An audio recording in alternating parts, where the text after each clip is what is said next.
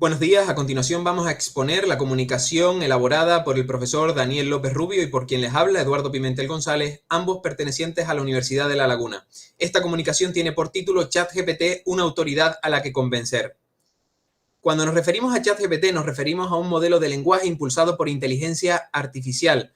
Nosotros en concreto nos centramos en ChatGPT sin perjuicio de que existan otros modelos de lenguaje desarrollados por otras empresas que puedan responder o que puedan ser más apropiados para otro tipo de materia. En concreto, estos modelos de lenguaje nos permiten mantener conversaciones interactivas con los usuarios, respondiendo preguntas, generando textos coherentes y proporcionando información útil. Así, ChatGPT además es un modelo de lenguaje que tiene por objeto principalmente resolver planteamientos, dudas, cuestiones, problemas que le planteen los usuarios a través de soluciones desarrolladas mediante textos con una extensión limitada, basados generalmente en información de la que la base de datos o en este caso la aplicación en concreto dispone con ciertos límites. ChatGPT en concreto tiene disponibilidad o puede acceder a muchos temas. Sin embargo, se encuentra limitada su información a fecha de septiembre de 2021, un elemento que debemos tener en cuenta y que, por tanto, en la fecha en la que elaboramos la presente comunicación, se encuentra limitada también a la modalidad gratuita, que es la que utilizamos para nuestro experimento, para esta comunicación, y que señalamos para que pueda tener mayor accesibilidad por parte de los contextos académicos o las clases desarrolladas por los profesores con una mayor facilidad de acceso. A continuación, podemos evaluar los distintos usos o modalidades que puede tener la inteligencia artificial en la docencia de las materias, no solamente jurídicas, aunque nosotros nos centraremos en esta. Podemos evaluar estas modalidades desde distintas perspectivas. En primer lugar, para los alumnos, sirve como un asistente de investigación, una herramienta de información, una herramienta de búsqueda de información, ya sea de materias concretas, como puede ser la legislación, o por la búsqueda, en la resolución, en la explicación de determinados conceptos básicos que permitan analizar textos más complejos o incluso determinados contenidos jurídicos que requieran mayor profundidad a la hora de los planteamientos. Por otro lado, nos encontramos también ante la perspectiva de su uso por parte del profesorado. En este caso nos permitirá elaborar casos prácticos o cuestionarios, preparar exámenes o de forma muy relativa a nuestro caso, elaborar ejercicios de simulación, manteniendo conversaciones con la herramienta en la aplicación de casos prácticos. Así, como propuesta, nosotros planteamos el uso de esta herramienta de inteligencia artificial en la docencia del derecho para realizar un ejercicio de simulación en que los alumnos deban argumentar jurídicamente ciertos posicionamientos con base o para resolver un determinado debate o cuestión jurídica y convencer así a la inteligencia artificial. Se trataría de solicitar a ChatGPT que asuma el rol ficticio de juez, de tal manera que éste pueda plantear su resolución, su decisión ante un dilema jurídico, valorando las argumentaciones que hayan formulado las partes enfrentadas. Se solicita, por tanto, a la herramienta un veredicto, sin perjuicio de que en última instancia siempre será el profesor, y este es un pilar fundamental de nuestra comunicación, será el profesor quien valorará y contextualizará el caso práctico, otorgando a los alumnos una solución basada en derecho apropiada al contenido que se está estudiando. En cuanto a la metodología que planteamos en nuestro experimento, debemos actuar con ChatGPT en base, en primer lugar, a una configuración muy clara, mediante mandatos concisos y precisos, para que éste entienda su rol requerido, que en este caso será el de juez. Planteamos, por tanto, al alumnado, en segundo lugar, un dilema jurídico que deberán estudiar, tratar y analizar para posteriormente, en grupos de 2 personas o con el número de alumnos que se estime apropiado, puedan valorar distintas argumentaciones en contrario sobre ese debate jurídico. En un tiempo determinado deberán redactar sus argumentos y los someterá el profesor, una vez recibidos los textos del alumnado, a la inteligencia artificial. Tras haberlo facilitado a la inteligencia artificial, esta se pronunciará, dará su veredicto, su fallo, su decisión.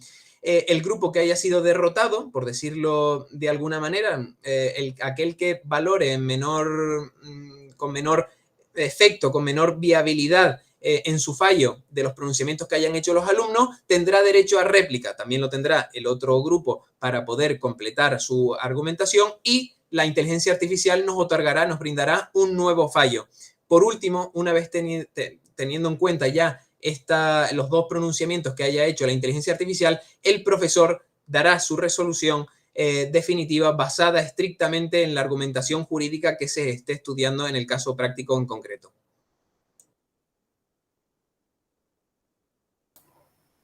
Muy bien, pues a continuación, quien les habla, que es el profesor López Rubio, quiere mostrarles un ejemplo práctico en base a los presupuestos teóricos que acaba de exponer el profesor Pimentel.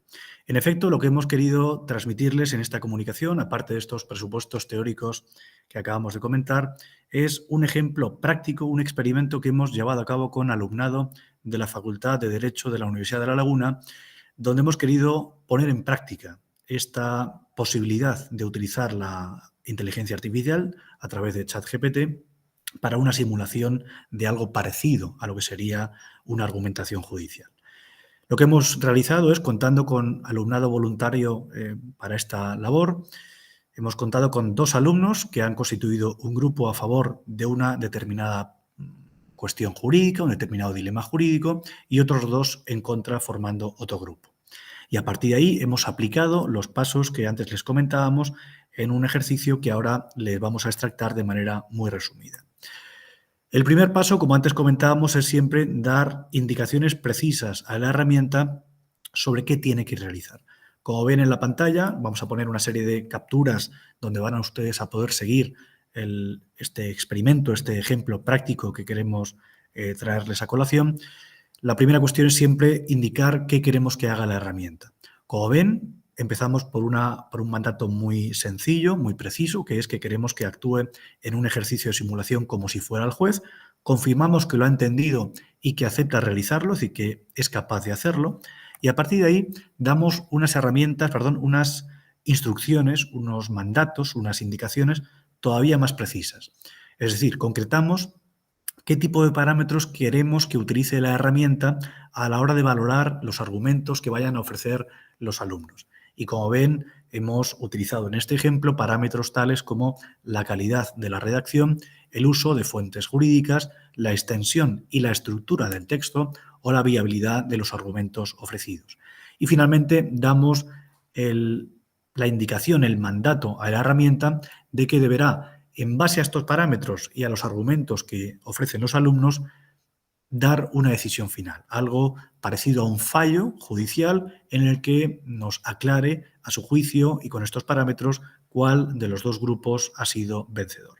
Una vez que confirmamos que la herramienta ha entendido los parámetros, el mandato y que lo puede realizar, pasamos ya como tal a ofrecerle, primero, cuál es el dilema jurídico que estamos considerando. En el ejemplo en cuestión, un presidente del gobierno que está en funciones y la cuestión de si debe o no someterse al control de las Cortes Generales.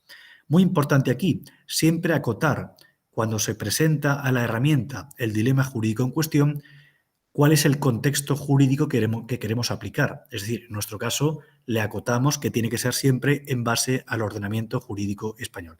Esto es de gran importancia porque si no, por defecto, la herramienta puede mezclar argumentaciones jurídicas que tengan que ver con ordenamientos jurídicos dispares. Y evidentemente las consecuencias, las conclusiones, pues no van a ser las mismas.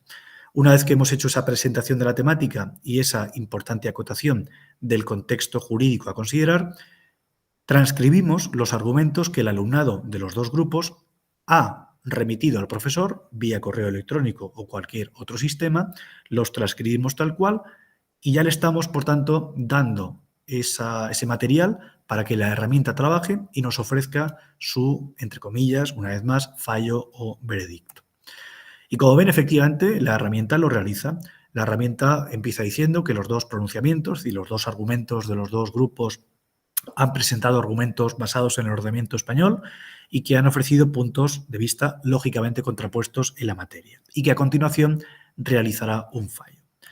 Como pueden ver, la herramienta empieza comentando los argumentos del grupo A continuación lo hará con los argumentos del grupo B, realiza una breve síntesis de los mismos, realiza algún breve comentario, como pueden ver en pantalla, de los argumentos, algún punto de mejora, algún punto fuerte, como ven en la pantalla, tanto del pronunciamiento A como del pronunciamiento B. Pueden comprobar que efectivamente realiza consideraciones bastante bien ajustadas, bastante bien articuladas, y finalmente termina por emitir lo que le hemos pedido, una especie de fallo, una especie de decisión donde nos concrete qué argumento le parece más sólido y más convincente. En nuestro ejemplo fue el grupo A el que consiguió ese veredicto favorable de la inteligencia. Y a continuación se le da de nuevo un mandato a la inteligencia artificial, y es que va a tener que valorar también argumentos de réplica que pueda formular el grupo que ha perdido y, por supuesto, los contraargumentos que pueda ofrecer el grupo que ha ganado. Y de nuevo el sistema es exactamente el mismo. ¿Cómo acaba este ejercicio de simulación? Siempre, y esto es absolutamente ineludible, como antes comentábamos, con la posición del profesor. Debe ser el profesor el que supervise la decisión que ha tomado la herramienta, el que verifique los argumentos que han dado en las sucesivas fases, las dos fases, los alumnos, y el que contextualice, analice y enjuicie críticamente cómo ha funcionado la herramienta. De tal manera que los resultados que hemos encontrado en nuestro ejemplo, en nuestra investigación, son los siguientes.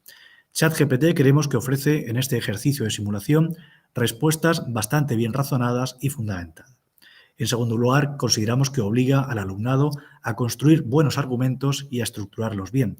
Hay que tener en cuenta que ChatGPT es un modelo de lenguaje, por tanto, fundamentalmente se va a centrar en la calidad estructural de los argumentos, lo cual también es muy favorable singularmente en estudiantado de Derecho, donde evidentemente la argumentación pues lo es todo.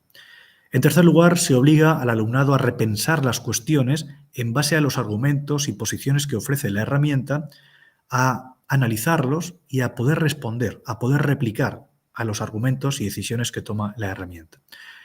En nuestro ejemplo, el alumnado ha considerado este ejemplo, esta práctica, bastante interesante, les ha parecido muy interesante, y además lo han considerado, y se veía en el ejemplo en el experimento que hemos realizado en las dependencias de la Facultad de Derecho, con una dosis extra de motivación frente a lo que suele ser una clase práctica más analógica. En quinto lugar, hay que tener en cuenta, como antes decíamos, que la información que tiene la herramienta es desconocida. Nosotros no podemos saber qué datos tiene incluidos en su base de datos esta herramienta y cuáles no. Y además, esa información, sea la que sea, no sabemos cuáles, solamente alcanzará hasta el año 2021. Eso hay que tenerlo siempre muy presente a la hora de enjuiciar y contextualizar la decisión que pueda tomar esta herramienta y la información que nos ofrezca. En séptimo lugar, y esto es muy importante también, no es infrecuente que ChatGPT cometa algunos, a veces no pocos, errores, fallos, e incluso que en ocasiones no sea capaz de descender de una manera profunda en determinados temas. Claro, eso de nuevo refuerza nuestra principal conclusión, como ahora expondré. Es el profesor el que tiene que verificar, el que tiene que supervisar siempre el uso de esta herramienta. Por tanto, conclusiones finales en base a nuestra investigación en esta comunicación.